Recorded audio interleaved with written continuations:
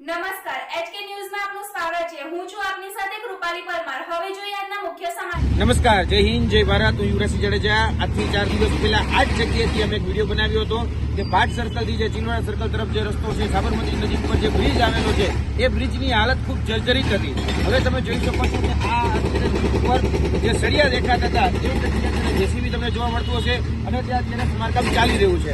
જોવા જઈએ તો લગભગ જેટલી ગ્રાન્ટ આ બ્રિજના અને વટવા જે અંડરપાસ છે એના સમારકામ માટે ફાળવવામાં આવી છે। એટલે આ ખૂબ જ કહી શકાય મોટી વાત છે કે આજથી 4 દિવસ પહેલા અમે જે વિડીયો બનાવ્યો અને 4 દિવસ બાદ આ રસ્તા ઉપર આ બ્રિજ ઉપર એ કામકાજ શરૂ થઈ ગયું છે।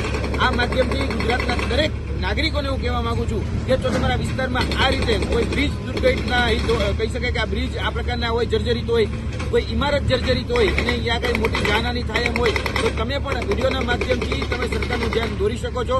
જ્યાં પણ ભ્રષ્ટાચાર થતો હોય ભ્રષ્ટાચાર અટકાવી શકો છો। કટકીબાજ કોન્ટ્રાક્ટરો હોય તે કટકીબાજ કોન્ટ્રાક્ટરોને નામચોક સુધારા પાડી શકો છો અને આપણા જે ટેક્સના પૈસામાંથી જે ગ્રાન્ટ મળે છે એનો યોગ્ય રીતે ખરેખર કામ થાય છે કે કેમ એ પણ જોવાની જવાબદારી આપણી છે। એટલે આપણે બધાએ જાણવું એ યાદ રાખવું પડશે કે આપણે આપણી જે નૈતિક ફરજ અને જે બંધારણીય જે ફરજ છે બધી જ ફરજ આપણે નિભાવવી પડશે।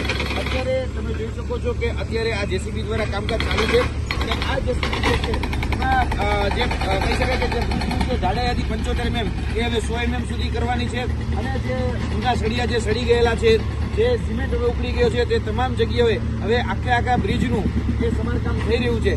જોવા જઈએ તો અત્યારે અમે જોઈને આવ્યા છે કે લીપાપોતી તો કરતા નથી ને, એટલે આ જાણવા માટે અને સમજવા માટે, કારણ કે 100 કરોડ રૂપિયાની ગ્રાન્ટ પડવાની છે તો 100 જે કોન્ટ્રીબા કહી શકાય કે કટકીબાજ કોન્ટ્રાક્ટરો છે એ ચાવ તો નથી કરી જતા ને। આજે હું નિરીક્ષણ કરવા માટે એક જાહેર નાગરિક તરીકે અમે અહીં ઉપસ્થિત થયા છીએ અને અત્યારે આમ કામકાજ જોઈ રહ્યા છીએ। એ રીતે તમારી પણ ફરજ છે કે તમારા વિસ્તારમાં જો કોઈ જર્જરિત હાલત હોય, કોઈ જર્જરિત કહી શકાય ઇમારત હોય કે બ્રિજ હોય તો તમે એની જાણ સરકાર સુધી કરી શકો છો અને ભ્રષ્ટાચારને અટકાવી શકો છો। જય હિન્દ, જય ભારત।